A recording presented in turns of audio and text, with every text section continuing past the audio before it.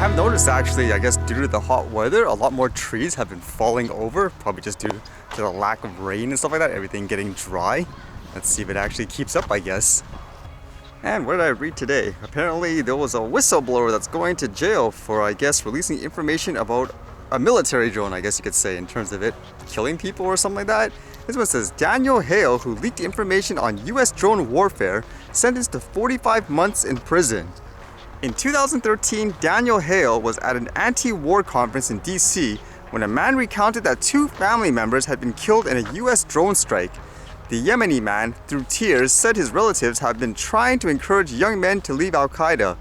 Hale realized he had watched the fatal attack from a base in Afghanistan.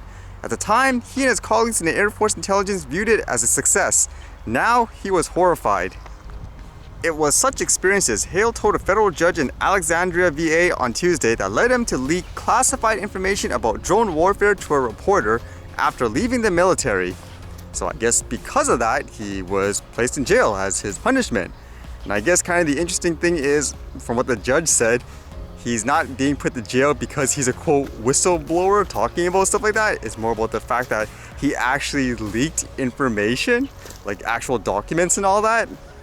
So was he right or wrong in this case? It's kind of interesting too, just in terms of the date, saying in 2013 they did this, to show you how long these things have been out there for. When you think about it, it's only recently where it's gotten so much media attention, I guess you could say. Because I know for myself, just thinking about things like recreational drones, people always say, oh, this thing is brand new. People like, I don't know, doing that hobby and all that, like it's been around for such a long time. Just that there's actually more people using it because there's more things like cinematography drones that are easy for people to use. And then reading this made me actually think about that ease of use mindset, because I feel overall it's so over the top in terms of how people are viewing, like just say a regular consumer drone, or regulators treating it as a huge manned aircraft regardless of what it is, even if it's a toy. So here I guess there's a police department that actually are opening up a drone, I guess, team. They all got certified and all that. And here it says, the Chico PD UAS team is officially operational.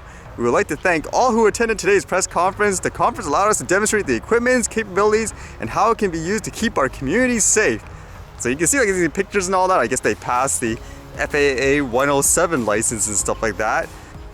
But in terms of the drones that they were showing off, when you look at the video, it seems like one of them was a Mavic 2 Enterprise drone, the one with the loudspeaker. I mean, flight-wise, it's pretty much the same thing as the consumer one, so it shouldn't be too complicated. But as they showed more, you can see the ones, and I guess the cases and all that, they look like they're just like a regular mini drone, for example, with propeller guards. So I'm thinking, this is the police force drones, like mini drones, and you've gone through like just say this huge training process to fly that. I mean, I can't help to think it's fundamentally like a toy in many ways. A kid can actually just go out and start practicing in the backyard or something like that. It's almost like riding a bike and so forth. I don't treat that thing as like, say, a huge manned vehicle. To me personally, I can't help but to think this is almost like people riding some electric scooters, and now they're showing off that they went through, I don't know, like a driving school or something like that, getting a driver's license to use that thing, when really you just need to go out and practice. It's not that complicated. But it's one of those things currently still. There's just no clear distinction between, I guess you could say, a quote toy drone or a cinematography one versus, let's just say, a military one. They're all kind of classified in the same, I guess, view for the most part for a lot of people. And the last thing I read, which is kind of fascinating, it dealt with the Olympics, and apparently Canada won a gold medal in a swimming competition. And it's kind of funny, I guess you can see the swimmer, she was just swimming as fast as she could, just like everyone else, and as she finished, there was like no reaction. But as soon as she looked up, she squinted a little, she realized she won. Can you imagine that? Just trying your best, not realizing like what place you're in or something like that, and then realizing you just won Olympic gold. But then there came the really interesting story out of this. Now you would imagine if it's your country that won the gold, then everyone within that country would be celebrating, right? National pride, etc., etc. But in this case, it was kind of interesting, as apparently people in China were celebrating it. But as it turned out, the person that won was actually born in China, but she was adopted into a Canadian family because she was abandoned. So that was the controversy there. Like this one here, it says, Canadian Chinese swimmer Maggie Mac Neil wins gold. People in China criticize her biological parents' gender bias. As it says here, born in Jiangxi province, The 21-year-old and her younger sister were abandoned at a local orphanage by their biological parents at a tender age. When she was 1, McNeil and her sister were adopted by their current parents. Both children were raised by the McNeil couple in London, Ontario, Canada. McNeil started swimming in 2008 and she has been dreaming about swimming at the Olympics since then, she shared on Instagram. Several Chinese media outlets covered McNeil's win, highlighting the fact that she's a Chinese and was born in Jiangxi. I was actually told stories about this a lot too. I was born here in Canada, but to my knowledge, way back, there was this one-child policy, like in China, where a lot of couples actually, they preferred to have a male because the fact that you can only have one child, the male could pass your family's, like say, last name and your heritage, which is usually traditional when you get married. Whereas for the female, they would lose, like say, their last name. So when couples actually got, let's just say, a female, they would actually abandon them, or in some cases, they would go through things like abortions and stuff like that. All that just because of a name. So because of that, as they mentioned in the article, there's a lot of locals that are celebrating it, saying, I guess she's one of them. And at the same time, she should try to get reconnected, or people should try to reconnect her with her biological parents and all that to celebrate. But I'm thinking about this, she's abandoned at such a young age. For the most part, she's like a Canadian with the culture and all that. I don't see how you could take any type of credit or pride. Wouldn't that be more embarrassing where you dump the child, you abandon them, and then someone else took the reins, gave them like, I guess, a better life? Shouldn't they get all the credit? In this case, that family that adopted her and the country, so to speak, which would be Canada. I'd be embarrassed personally if that was like, say, any other situation where you got rid of someone and then they became successful and you try to take credit for it. And from the interviews I read, she acknowledges herself that she was born in China, but says it was such a really small part of her life that any praises or credit should come from her life once she was adopted here in the country, which would make sense. Kind of makes you think too, like in those cases, would you actually ever want to meet your biological parents in that way when they abandoned you?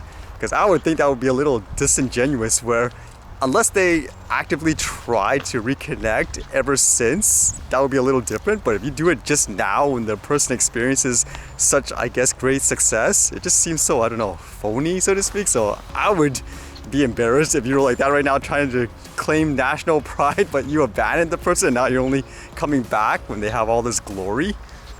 I know for myself, I'll never forget those people who are with you since day one.